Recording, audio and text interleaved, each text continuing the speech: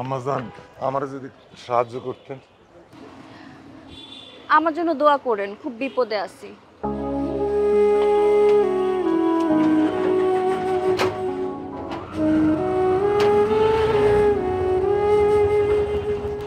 আমার দোয়া কি আর কাজে লাগবো? যদি কাজেই লাগতো তাহলে তো আমি রোজই নামাজ পড়া আমার দুই পোলার জন্য দোয়া করি। কই ওগো তো কিছু হয় না।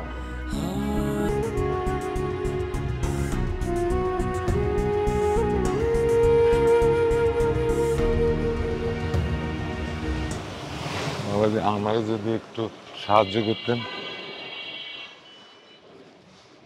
এই মুরব্বি, এই মুরব্বি, এই মুরব্বি, কি ব্যাপার? লোকটা আমার কাছে ভিক্ষা চাইয়ে ভিক্ষা নিল না কেন?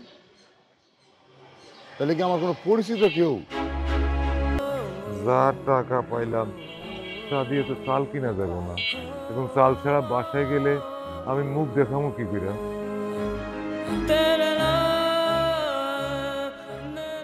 কোথায় ছিলা তুমি আব্বা? আমরা সারাদিন তোমাকে পাগলের মতো খুঁজতেছি। আম্মা বারে বারে ফোন দিতেছে, তুমি বাসা না যে এখানে কি করতেছো?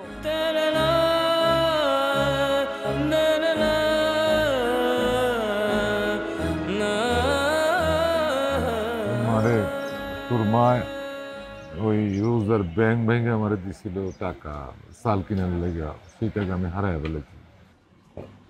কি ব্যাপার আব্বা, কি হয়েছে তোমার? আম্মা কইলো তোমার নাকি খুঁজে পাইতেছে না, তুমি নাকি হারায় গেছো।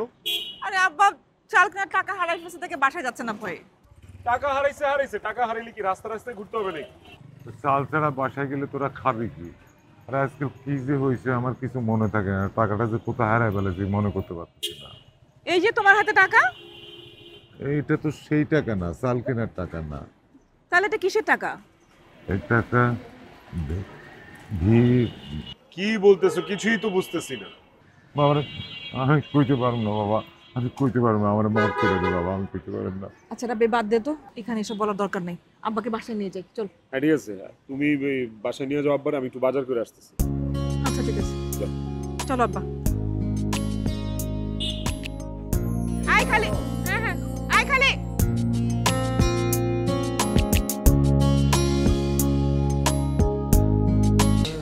বসো।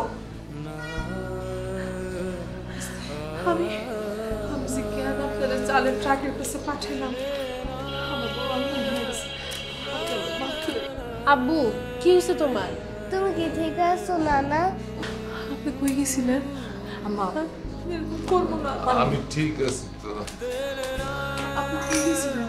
আমি কিন্তু খবর পাইলে আপনি ফোন বন্ধ। আম্মা বাদ দাও না এখন।